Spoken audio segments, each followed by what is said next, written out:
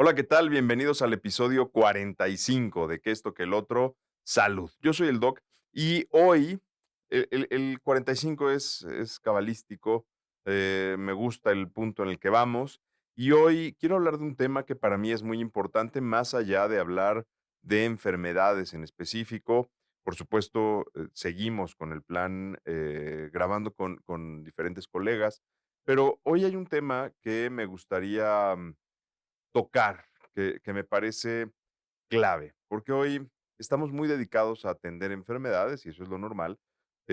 Sin embargo, creo que hay un punto en el que hemos perdido un poco la dirección sobre lo que deberíamos estar haciendo. Y me refiero, más allá de los médicos, a los individuos, a las diferentes personas que hoy por hoy padecen de enfermedades.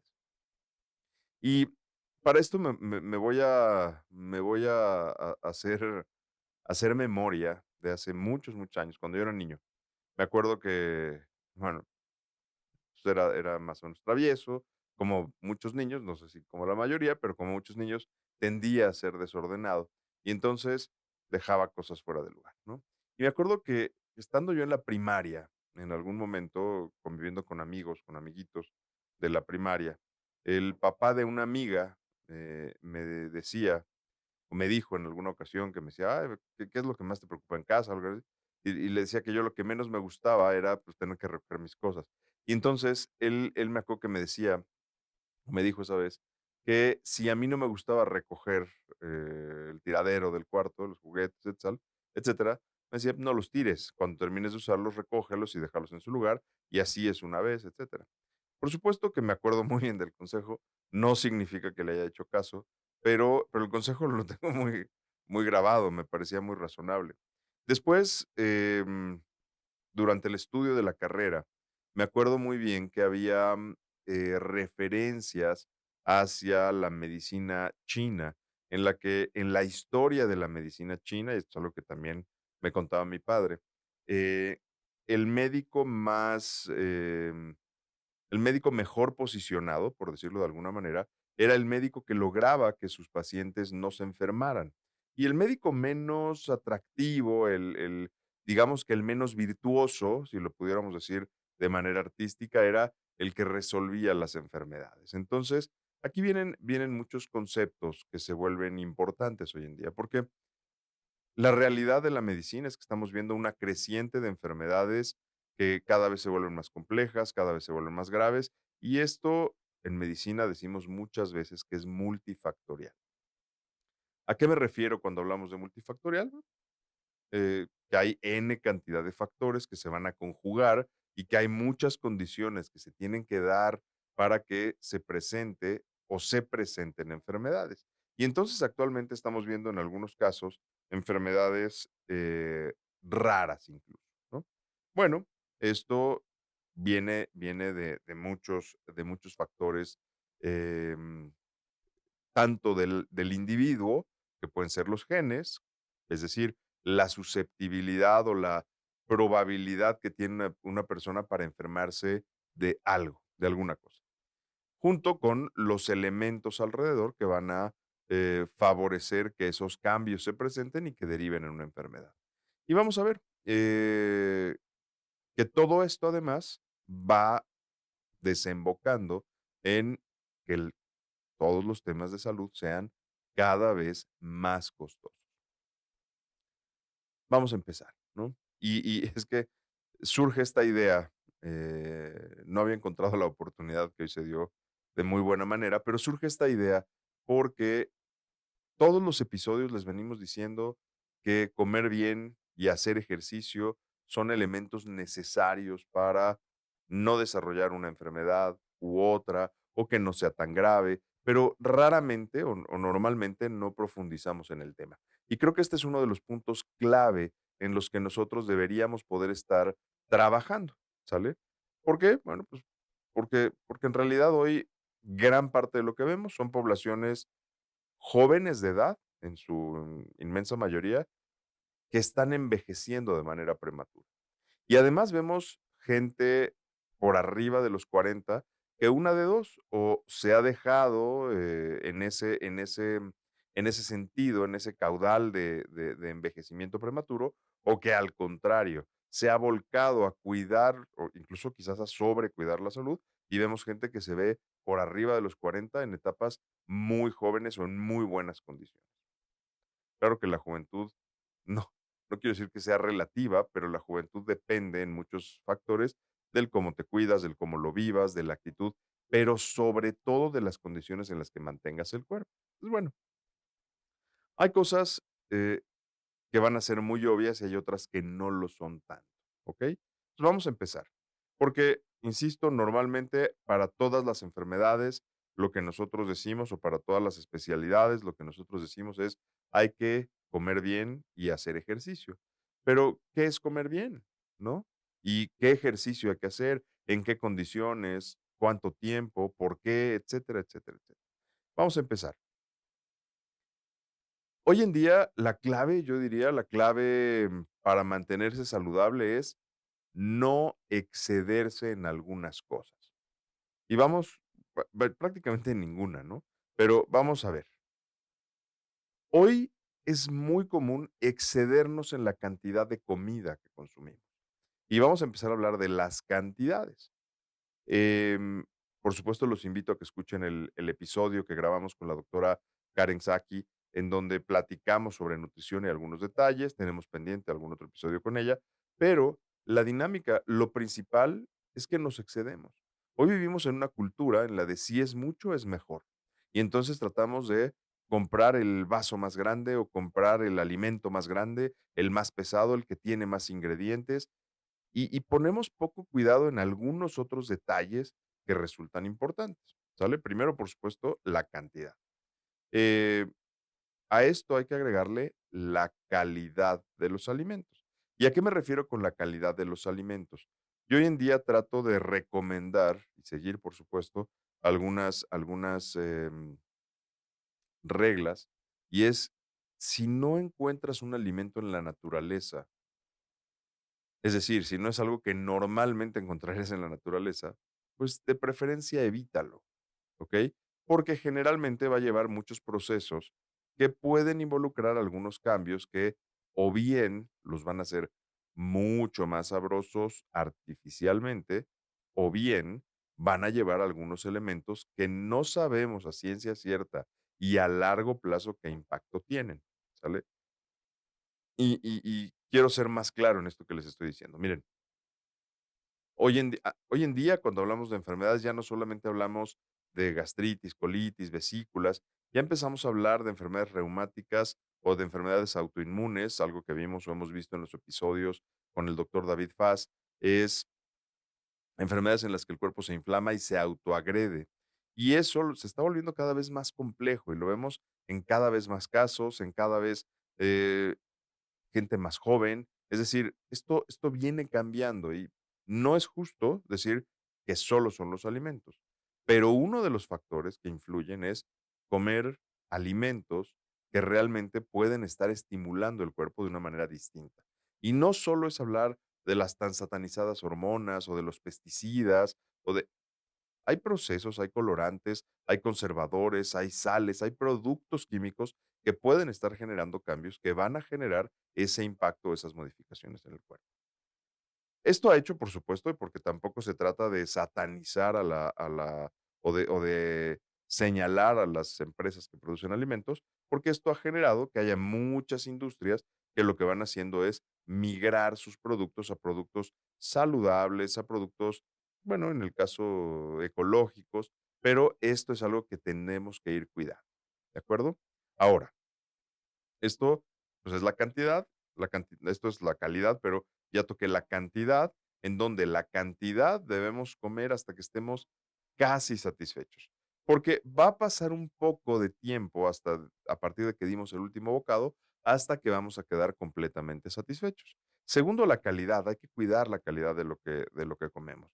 Y y para esto yo les diría, hay que aprender a comer, ¿sale? ¿A qué me refiero con aprender a comer? Miren, no insisto, no es, tiendo a poner mucho este ejemplo, ¿no? No es lo mismo comer gourmet, y ojo que lo estoy entrecomillando, gourmet, que comer pues algo industrializado, comida rápida. No tengo nada en contra de la comida rápida, es muy útil cuando de verdad tienes prisa, pero tiene que ser ocasional, ¿no? ¿A qué me refiero con lo gourmet? Porque el propio término tiende a invitarnos a comidas internacionales para los mexicanos, pero voy a citar el ejemplo en México, ¿no? En México comemos fácilmente tortillas y las tortillas es un producto que es altamente consumido en nuestro país. Esto no es novedad para nadie, excepto para la gente que no vive en México, que deben saber que tenemos una audiencia muy larga ya en diferentes países del mundo. Pero tenemos 2 tipos de tortillas. Algunas tortillas que tal cual se prepara casi de manera industrial, se pone en la tortillería y van saliendo las tortillas, a destajo. Y salen los bloques de tortillas, y es el grueso de las tortillerías que hay en México.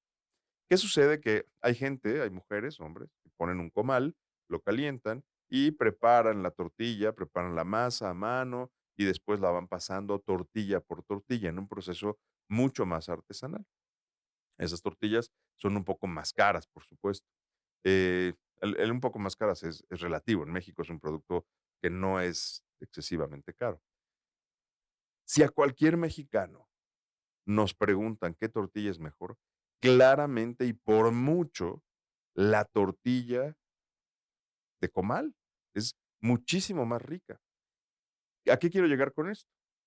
Nosotros, en nuestra cultura, aunque seguramente el término es otro, pero lo explica muy bien el decir, eso es comer gourmet. Y el saber decir, oye, esta tortilla de verdad, qué rica, cómo la valoro. Y si además le pones, voy a decir, queso panela y pápalo quelite, y, perdón, pápalo y una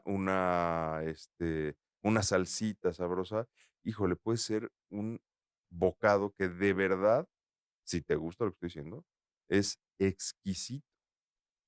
Y eso no se compara con agarrar o tomar una tortilla de, hombre, una tortilla que es más industrial, ponerle cualquier otra hierba y un queso X o sin queso.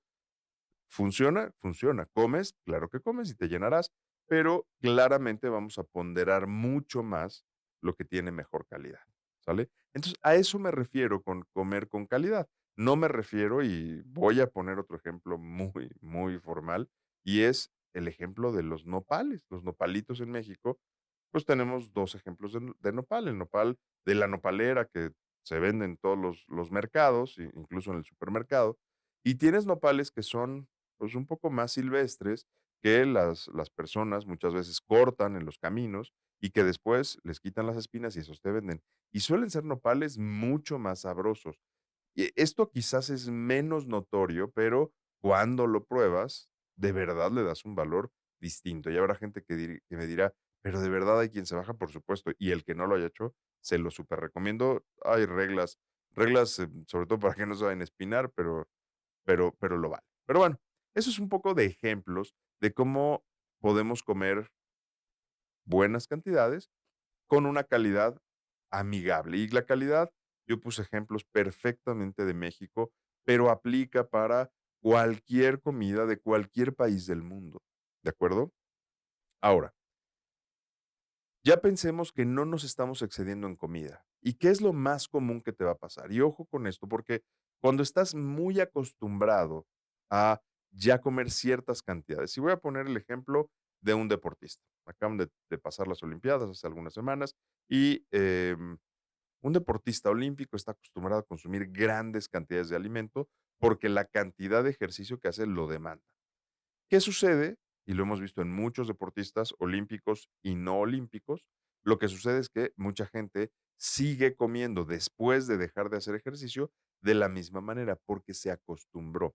¿Y de qué depende esta costumbre? Porque no es nada más el decir, oye, pues es mi hábito y quiero seguir comiendo igual. Lo que sucede es que el cuerpo está acostumbrado a recibir ciertas cantidades de alimento. Cuando no las recibe, empieza a lanzar señales que claramente se van a manifestar como hambre.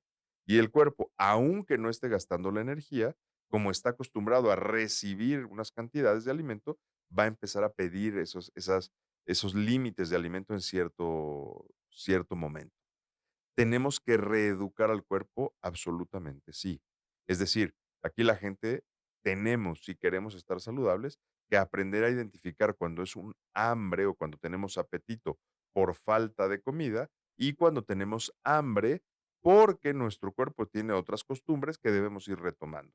Ejemplo, si yo estoy acostumbrado a correr 5 o 10 kilómetros diarios o hacer 1 o 2 horas de gimnasio diaria, es un ejemplo, claramente no soy yo, pero en este ejemplo, si estás acostumbrado a hacer 1 o 2 horas de gimnasio diario y de pronto una semana no haces ese ejercicio, lo correcto debería ser que consumas menos cantidades, cantidades más adecuadas a la cantidad de actividad que estás teniendo. Porque a lo mejor enfermaste o porque a lo mejor tuviste actividades laborales o actividades familiares o te fuiste de vacaciones o lo que haya sucedido que no hayas podido hacer, ¿de acuerdo? Entonces, en esa dinámica, el punto es ser conscientes de lo que estamos comiendo, cuánto estamos comiendo y cómo se relaciona con nuestra necesidad real, ¿ok? Claramente es todo un tema, tanto en nutrición como en psicología, el tema de cómo se compensan emociones con algunos alimentos. Y hay gente que come porque está triste, o porque está deprimido, o porque está estresado. Y además, ya se han identificado alimentos que se relacionan con eso. Un ejemplo perfecto es el helado, ¿no?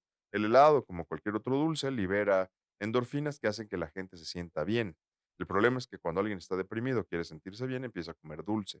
Y por supuesto, si además al modelo Hollywood está deprimido en la cama, viendo películas y se mete una semana a comer helado, pues claramente va a tener un tema de salud. Y puede ser que me digas, oye, pero no subo de peso, está bien, no necesariamente subir de peso, pero vas a generar otras alteraciones metabólicas que pueden condicionar inflamación y otras dificultades que nos pueden llevar a enfermedad. El peso es una consecuencia de muchas veces cómo estás, cómo te balanceas, pero claramente, y lo tocamos en el episodio con la doctora Karen Saki, no la filosofía que yo tengo, el cómo entiendo yo el concepto de salud, no es pesocentrista, ¿sale? Por muchas causas.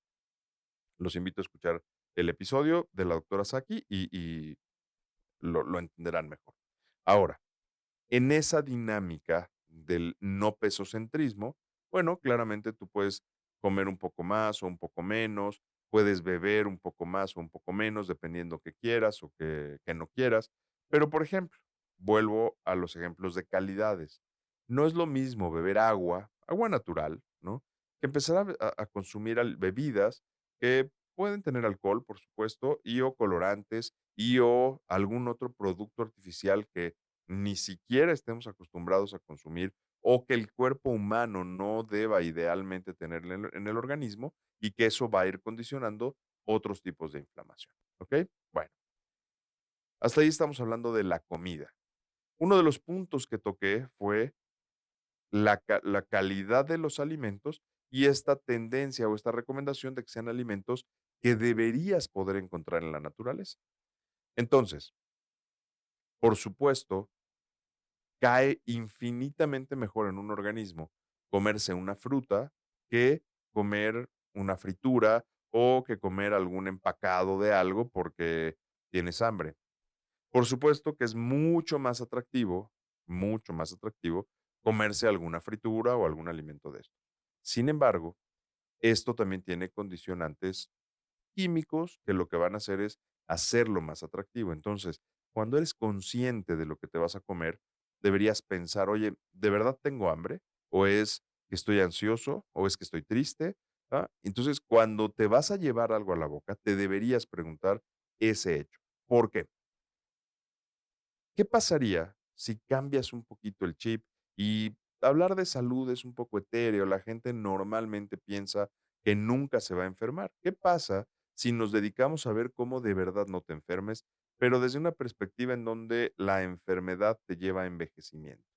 Y hoy, salvo que tengas 20 años, a todo el mundo le debe preocupar el envejecer, sobre todo de manera prematura. Y el cómo envejecer. O sea, el envejecer, que es el hecho que pasa el tiempo, no lo vamos a quitar, pero el cómo envejecer, eso sí lo podemos impactar. No lo podemos detener, no lo podemos cambiar, pero sí lo podemos impactar, podemos hacer que sea de una manera mucho más saludable, mucho más formal, mucho más firme.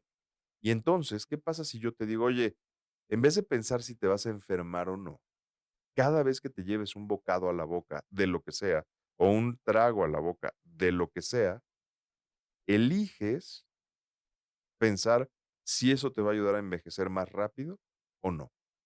El concepto cambia un poco y claramente este concepto de envejecimiento tiene mucho que ver con el tema de salud.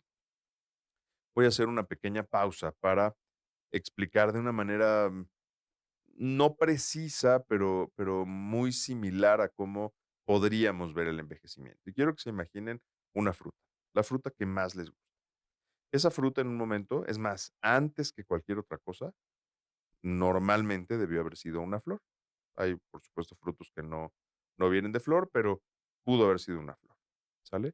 Y esa flor fue fertilizada y entonces se genera una fruta pequeñita, que sí parece esa fruta, pero es chiquitita y empieza a crecer. La empezamos a ver cómo cada vez toma más forma de la fruta que nosotros conocemos como fruta madura. Tiene mucho contexto este ejemplo, pero para hacerlo muy simplificado, imagínense que la maduración dependiera solo del oxígeno que hay en el aire, que no es así, pero imagínenselo así. Y entonces va evolucionando y todavía pensemos que no es un limón para fines del ejemplo, cualquier otra fruta que sea de un color diferente al verde, va evolucionando. Entonces, cuando están así chiquititas, son verdes.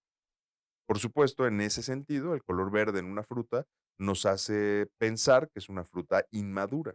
Entonces sigue creciendo la fruta hasta que llega a un momento en el que se ve antojable, en el que ya dices, me la podría comer, pero incluso hay momentos de la fruta en donde dices, prefiero esperarme un poco más porque va a estar más dulce o va a estar más jugosa o algo por el estilo.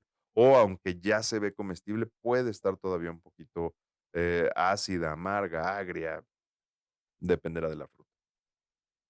¿Qué pasa si sigue evolucionando? Bueno, pues lo normal en las frutas es que o se va a picar o se le va a hacer ahí alguna, vamos a llamarle lesión a la fruta, en donde de pronto ya no es comestible, se pone alguna parte aguada y se echó a perder, ¿no? La fruta.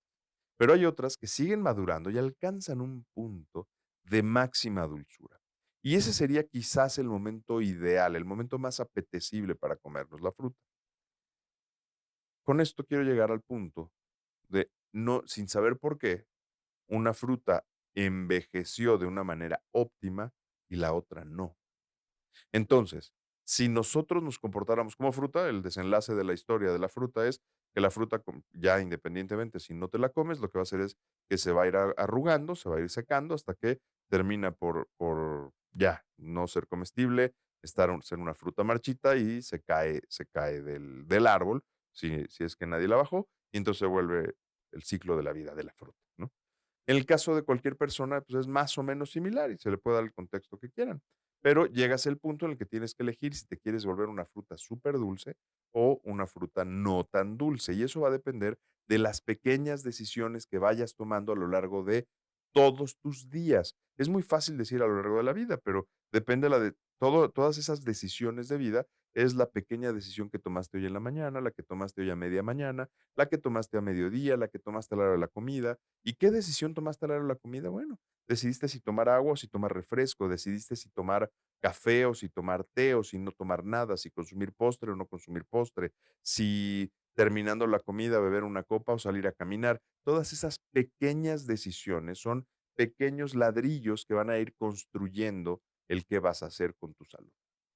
Bueno, dicho esto, que ya estoy engarzándolo, ya estoy enredándolo con otros conceptos, vamos a ver el concepto crítico de el qué y cuánto te mueves. Hasta aquí ya hablamos un poquito del qué comes y cómo comes sin entrar en muchos detalles, porque además no quiero caer en hacer recetas mágicas. No hay recetas mágicas. Yo les diría, siempre es indispensable la guía de un nutriólogo para saber cómo debemos comer. Si además padeces alguna enfermedad, sería ideal que tengas el acompañamiento de un médico y o de un nutriólogo especialista en la enfermedad que tienes, porque generalmente, eh, em, el nutriólogo junto con el médico van a tratar de tener estrategias para que tu enfermedad sea menos agresiva. Y si no te has enfermado, un buen médico y un buen nutriólogo o un buen equipo de salud van a tratar de tener herramientas o estrategias que te lleven a tener una mucho menor probabilidad de enfermarte. Y claramente te puedes enfermar, aunque vivas muy saludable. Es más, te vas a enfermar tarde o temprano. Lo que sí va a suceder es que esa enfermedad va a ser menos agresiva. Aunque pueda ser muy agresiva, aunque estemos hablando de una de las peores enfermedades, va a ser menos agresiva si te encuentra en condiciones de buena salud que si no lo hace. ¿Ok? Bueno, ahora vamos al qué y cuánto te mueves. Hay gente que no se mueve porque le da flojera. Y es cierto, hacer ejercicio suele ser cansado, suele generar fatiga. Es cierto. Sin embargo, es como estudiar o es como pararte a trabajar, ¿ok? Cada vez que tú te paras a trabajar, tienes un estado de ánimo distinto. Hay días que te puedes parar a trabajar muy animado porque tienes un proyecto, porque tienes un plan para ese día, y hay días que te puedes parar a trabajar muy cansado porque estás pensando en que te desvelaste o en que estás agotado por haber estado pensando en 20,000 cosas o porque llovió toda la noche y no te dejó dormir, lo que sea. Y hay días que te vas a parar sin una gota de ánimo y sin embargo, te paras y trabajas. Y esto lo haces porque es parte de las obligaciones que debes cumplir en tu día a día y que tienen un contexto formal en el sustento que tienes que llevar a casa, aunque vivas solo o sola, ¿de acuerdo? Ahora, dedicarte a cuidarte y a tener una buena salud es exactamente lo mismo. Va a haber días que dices, no me quiero parar, pero hay que pararse. Va a haber momentos en donde no veas en qué momento puedes hacer ejercicio e idealmente tienes que dedicarte a hacerlo, encontrar la forma de hacer algo, ¿ok? Habrá mucha gente que me diga, oye, es que yo trabajo en oficina y de verdad no tengo está bien. Cada vez que puedas o cada hora, párate y baja 2, 3 pisos y regrésate por las escaleras y ve a tu lugar, te llevará 5 o 10 minutos, pero vas a estar en movimiento continuo. ¿Te vas a poner súper fornido como la roca? No, jamás. ¿Vas a perder todos los kilos del mundo? No, tampoco. Sin embargo, las capacidades que van a tener tus articulaciones, el corazón, el hecho de tener esa movilidad, tu misma mente van a ser distintas. Y estas pequeñas medidas impactan en muchos indicadores que van a ser muy relevantes para el cuidado de tu salud. Ahora, bueno, más bien para el estado de salud que vas a tener a futuro. Ahora, hay elementos clave que debes vigilar y estos elementos clave son en estudios de laboratorio. ¿Qué es lo correcto? Hacerte estudios de laboratorio, de revisión, de chequeo cada 6 meses o cada año y llevárselos a tu médico. Y vuelvo a algo que he explicado muchas veces. ¿Qué características debe tener tu médico? Bueno, pues el médico debe ser un individuo que primero sea empático contigo, que persiga o que pueda perseguir tus propios objetivos de salud. Si tu objetivo es no atenderte nunca y el médico dice, oye, te quiero atender, no van a ser empatía. Pero si tú lo que dices es, oye, yo quiero atenderme, me importa mucho cuidarme, y el médico no te hace caso, todo lo ningunea, pues tampoco es un médico que sea empático contigo. Entonces, tienes que encontrar al médico, al nutriólogo, al terapeuta, de lo que sea, donde te sientas cómodo y que sea empático contigo, empático o empática. Y segundo, es clave que sea alguien enfocado en resultados. ¿A qué me refiero con alguien enfocado en resultados? Pues si tu problema es de la presión o si tu problema es de la glucosa o si estás queriendo mejorar X condición que tú sabes, bueno, pues se tiene que medir esa condición y tienes que poder llegar al resultado. Si no lo hace así, no te va a servir porque no vas a saber nunca si estás alcanzando un resultado. Y tener una conversación empática sin un enfoque en resultados es una plática de café, ¿ok? Bueno, hasta ahí creo que vamos muy bien. Y la dinámica se vuelve más simple. Ya tienes un buen médico, ya tienes un nutriólogo, ya tienes los conceptos.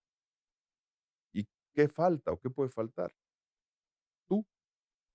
Cuando tú te dedicas a tomar las decisiones, a hacer tu propio trabajo, a pararte a caminar aunque sea, a salir a correr, a hacer ejercicio, nadar, cargar pesas, eh, lo que sea que eso signifique, te va a ir muy bien, ¿ok? Ahora, hay que identificar esto, yo les voy a dar algunas ideas, pero esto es ideal que lo identifiquen con sus médicos o nutriólogos, cuáles son algunos alimentos que son proinflamatorios y cuáles son algunas actividades que suelen ser igualmente proinflamatorias.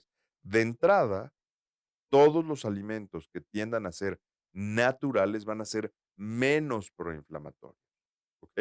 Y aquí les voy a poner un ejemplo. Hace muchos años, de hecho, siendo justo, ya no recuerdo ni siquiera quién es este paciente, pero me acuerdo que un paciente me decía: "Oye, es que fui con una dermatóloga porque tengo granitos de acné, y esta dermatóloga me decía que no puedo comer nueces, y no puedo comer aguacate, y no puedo comer un montón de alimentos naturales". Okey.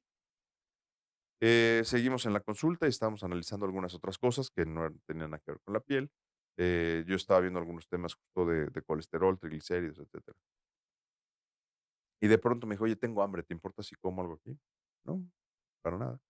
Y saca de un morral o de algún, digo morral porque es hombre, me acuerdo que era hombre, saca una bolsa de papas fritas y se las empieza a comer.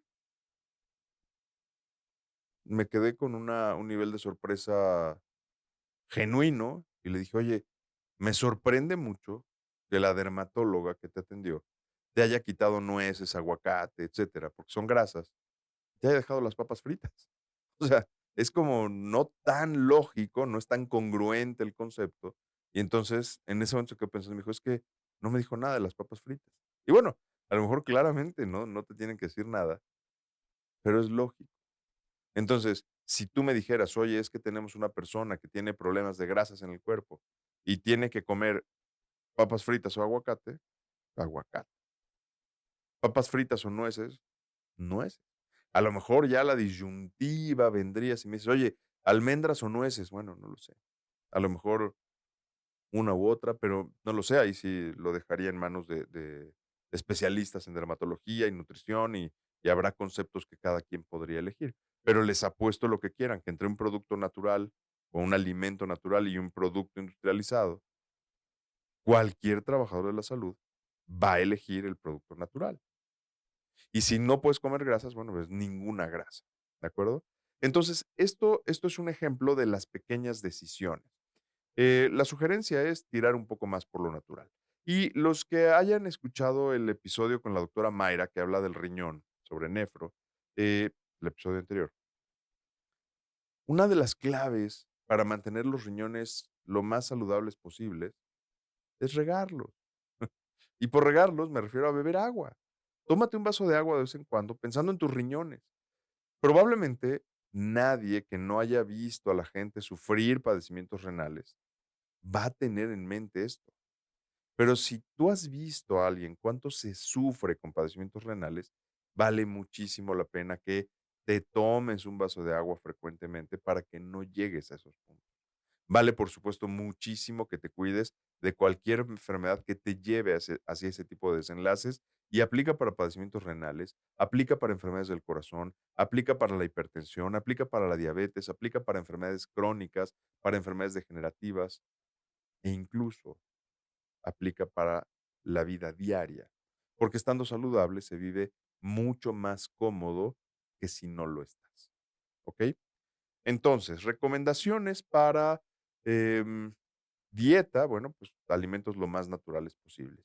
Yo trato de recomendar, trato de mantener incluso un consumo que se enfoque en solo 3 tipos de bebidas, que son agua natural, agua mineral y café, en su caso. Si no te gusta el café, céntrate en el agua. De verdad, no hay bebida más rica y amigable que el agua. Y no quiero decir sabrosa, ¿ok? Pero si nosotros metemos en una bebida colorantes, azúcares, gases, sales, estamos siendo súper agresivos con nuestro cuerpo.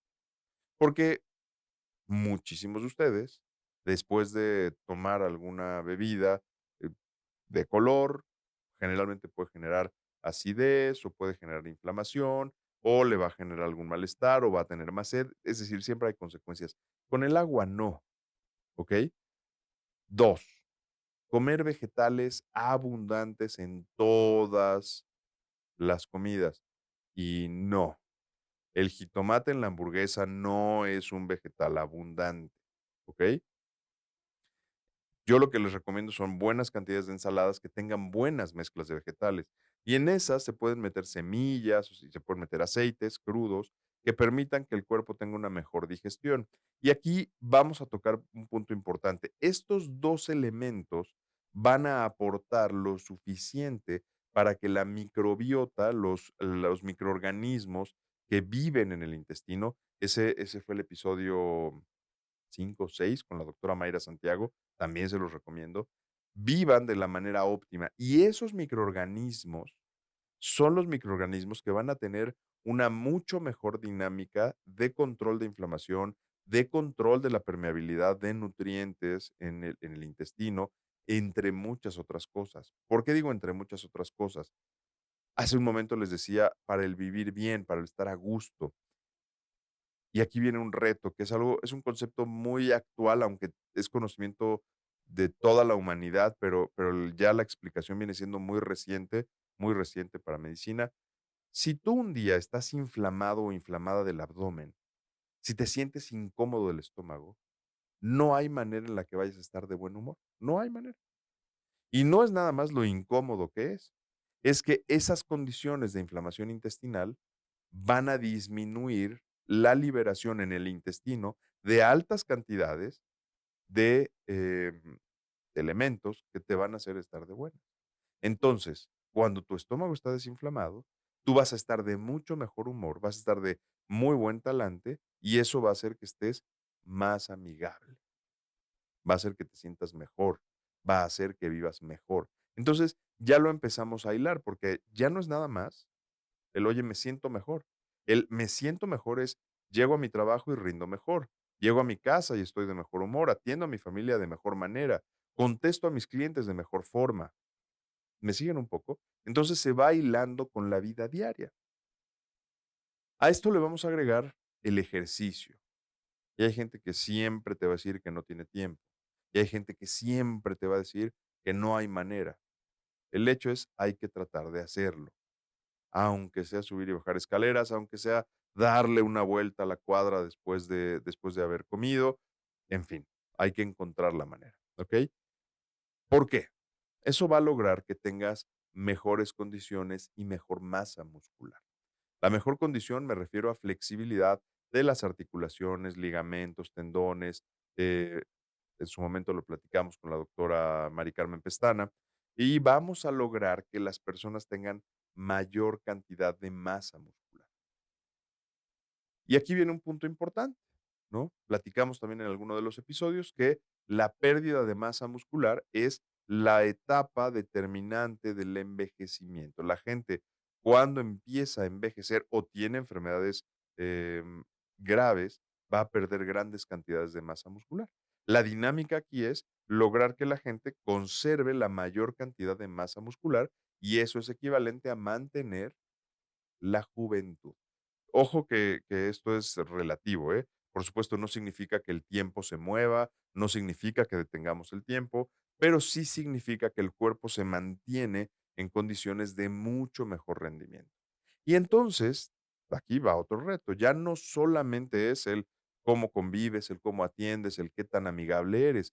Ya empieza a ser el cómo te ves. Y el cómo te ves va más allá del peso, va relacionado con el que te veas saludable, con el que la piel se vea de buenas condiciones, con el que tengas una buena estructura muscular que también te haga ver mejor. Y el verte mejor en términos de la vida diaria significa verte más confiable, verte, eh, a ver, de una manera en la que la gente fácilmente preferiría tomar una decisión enfocada hacia ti. Si te dedicas a ventas o si trabajas en una empresa, eso puede determinar, no digo que sea, lo más importante siempre son tus resultados, pero puede determinar que alguien te prefiera exactamente en el ejemplo de la fruta apetitosa y la no apetitosa. ¿Ok? Entonces, tengámoslo en cuenta, porque muchas veces los médicos solemos decir que hay que hacer ejercicio y comer bien. Solo que la mayoría de los médicos no te dicen qué es hacer ejercicio de manera correcta, cuánto ejercicio puedes hacer, si puedes o no hacer ejercicio con tu enfermedad. También hay muchísimos médicos que sí lo hacemos. Y por supuesto, ¿qué significa comer bien? ¿Ok? Porque comer bien, si comemos bien, como me enseñaron en mi casa, bueno, yo creo que en mi casa, gracias a Dios, me enseñaron muy bien, pero como en muchas casas enseñaban a comer, no es lo ideal. Y eso es un reto porque tienes que ir contra la cultura. ¿Qué tienes que hacer? Hacer conciencia de qué es lo correcto, qué es lo racional, cómo tienes que irlo enfrentando y cómo no.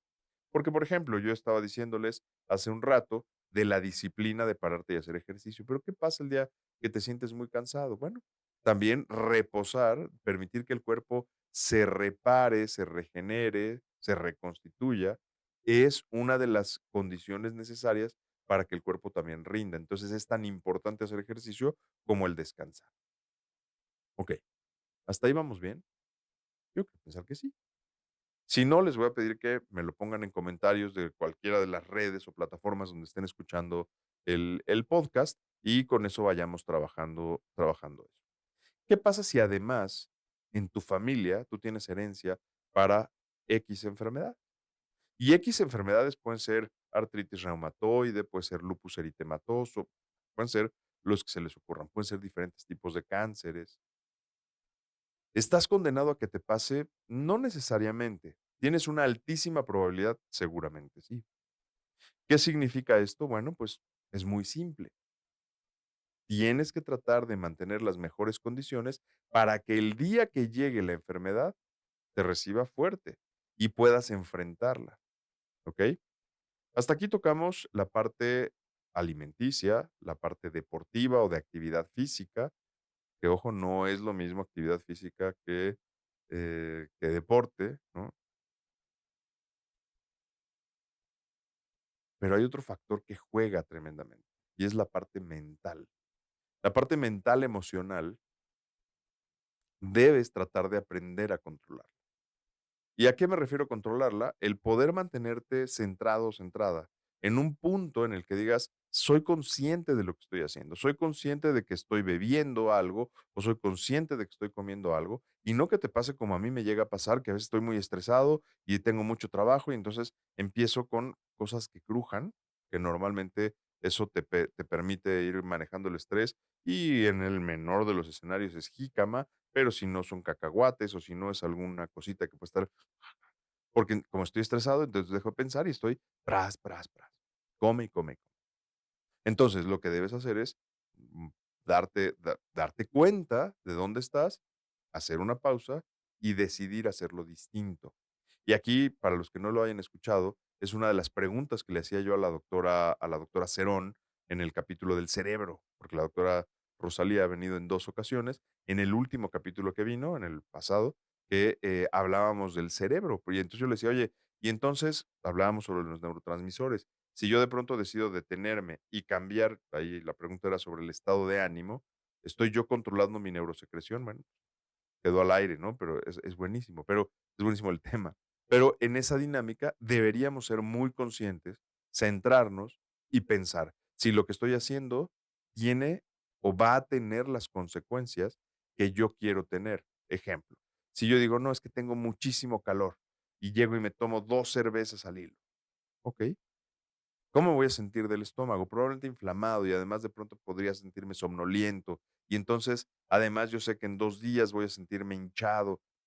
No es lo que quiero. Entonces, mejor tomo agua o agua mineral si quisiera tener esa sensación de gas. ¿Por qué? Porque me voy a refrescar de manera ah, similar, equivalente o de otra manera, pero me voy a refrescar y no voy a tener esas consecuencias. Cuando estás pensando los pasos adicionales que van a seguir, empiezas a tener una mucho mejor calidad de vida.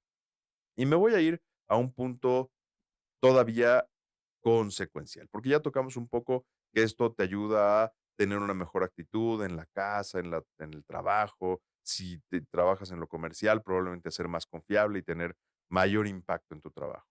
Pero además de todo, hacer todo esto que te estoy diciendo va a lograr que tengas un mucho menor impacto económico en la atención de enfermedades.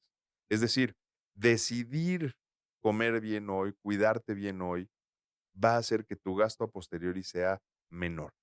Un caso similar lo platicábamos con la doctora Bárbara en el episodio de tiroides, con la doctora Bárbara endocrinóloga, y hablábamos justo que, mira, puede no ser tan barato ir al endocrinólogo, que tampoco es tan caro, pero puede no ser tan barato, pero por mucho va a ser infinitamente más accesible que atender complicaciones de enfermedades tiroideas o de enfermedades endocrinológicas.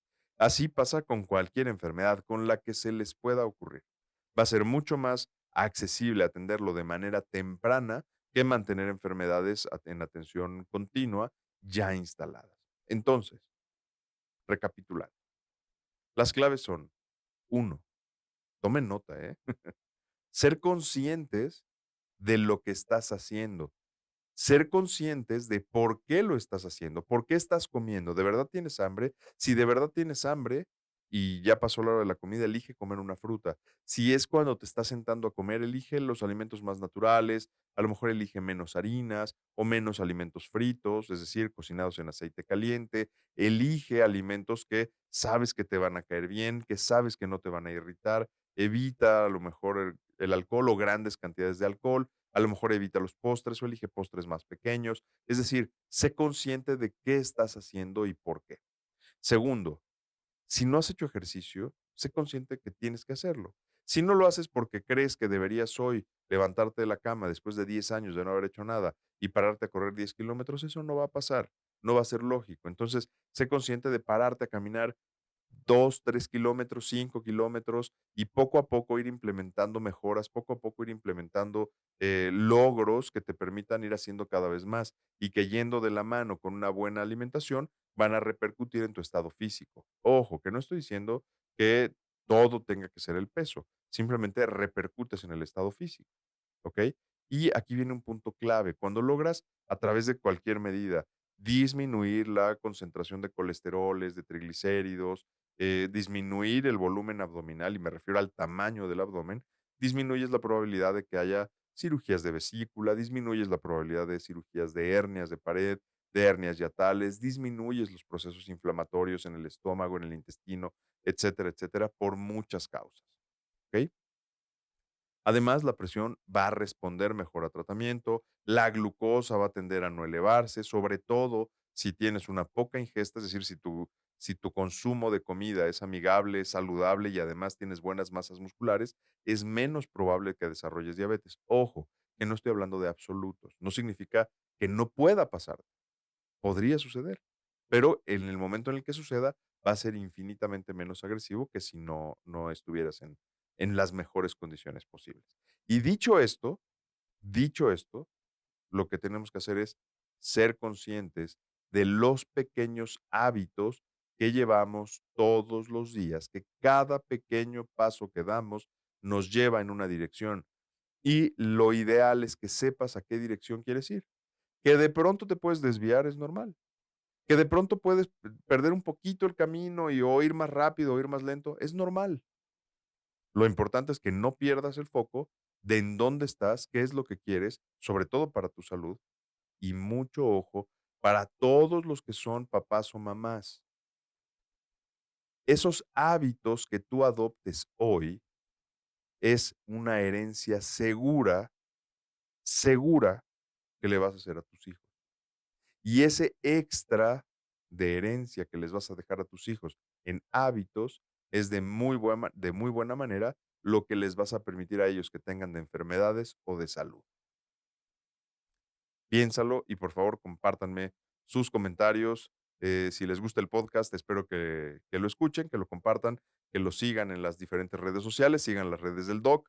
Y yo soy Eduardo Martínez, el Doc. Esto fue el episodio número 45 de Que esto que el otro. Salud. Muchas gracias por escucharme.